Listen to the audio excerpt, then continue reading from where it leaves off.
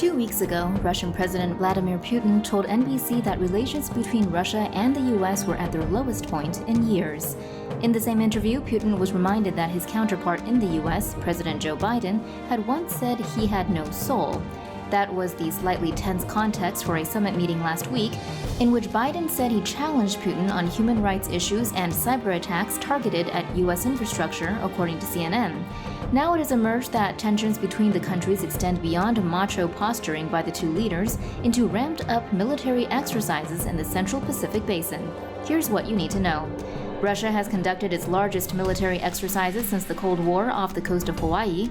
Reports differ over the exact location of Russian activity, but a Russian Ministry of Defense account cited by The Drive said the exercises involved up to 20 surface warships, submarines, and support vessels, plus around the same number of aircraft.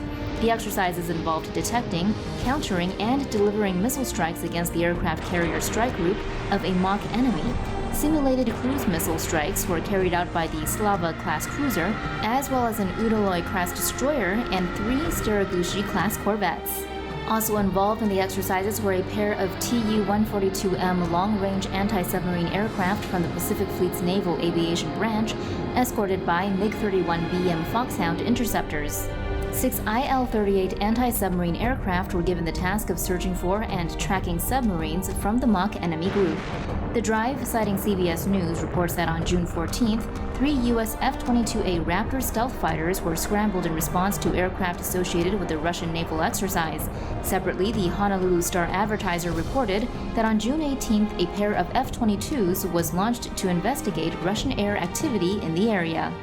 According to The Drive, one unverified satellite image from June 19th shows Russian Navy vessels 35 nautical miles south of Honolulu, Hawaii, being escorted by 3 U.S. Navy Arleigh Burke-class destroyers and a U.S. Coast Guard Sentinel-class cutter. However, the Honolulu Star-Advertiser quoted an anonymous U.S. official locating Russian vessels several hundred miles west of the Aloha State. Of course, Russia is not alone in conducting military exercises in the area.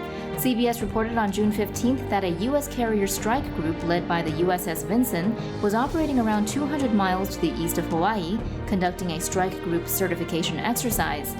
The exercise was moved closer to Hawaii in response to the Russian exercise, and a U.S. Indo-Pacific Command spokesman told CBS, U.S. Indo-Pacific Command is monitoring the Russian vessels operating in international waters in the Western Pacific. He added, we operate in accordance with international law of the sea and in the air to ensure that all nations can do the same without fear or contest, and in order to secure a free and open Indo-Pacific.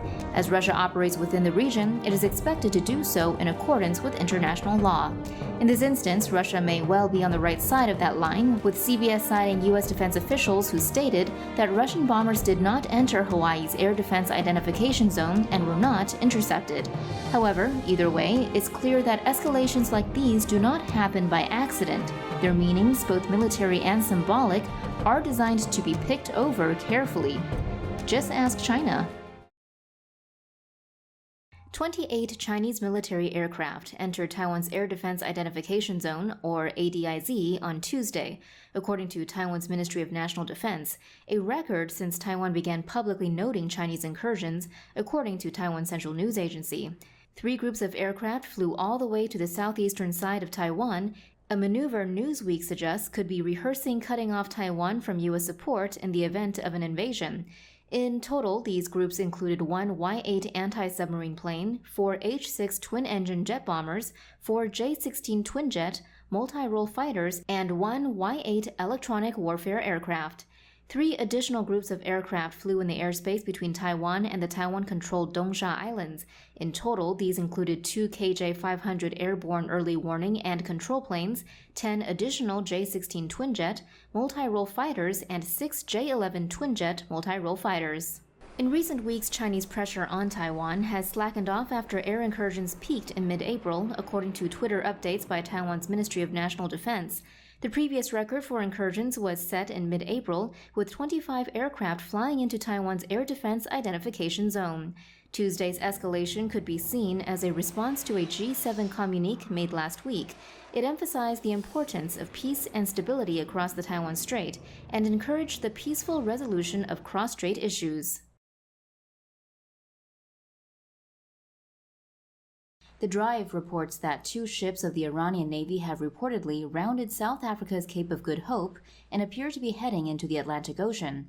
The 2 ships are the frigate Sahand and the Makran, a converted tanker that looks like it's designed to be a mobile base.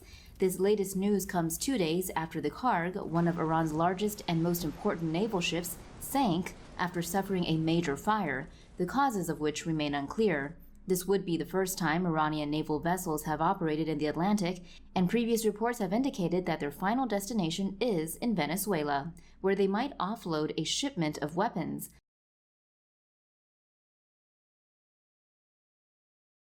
The BBC reports that the Russia-Ukraine conflict is escalating dangerously as multiple sources are reporting large Russian military movements towards the eastern Ukrainian border and into the Crimea, which Russian forces annexed from Ukraine in March of 2014. Ukrainian intelligence sources told the BBC that the additional Russian forces amount to 16 battalion tactical groups, which would be up to 14,000 soldiers. Ukraine says this means that when you add the forces that were conducting exercises, Russia now has about 40,000 troops on the eastern border and about 40,000 in Crimea. Russia also announced that it had moved a force of 10 artillery boats and landing craft to the Black Sea. Ukraine's armed forces maintain 255,000 troops, making it the 3rd largest force in Europe after Russia and France. Most of the Ukraine's warplanes, helicopters, tanks, and ships were inherited from the Soviet Union, but due to economic issues, many of these outdated war machines are not functional.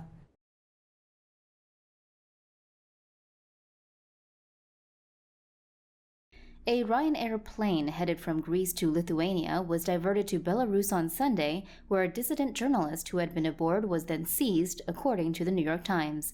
The passenger plane was escorted to land in Belarusian capital Minsk by a MiG-29 fighter jet.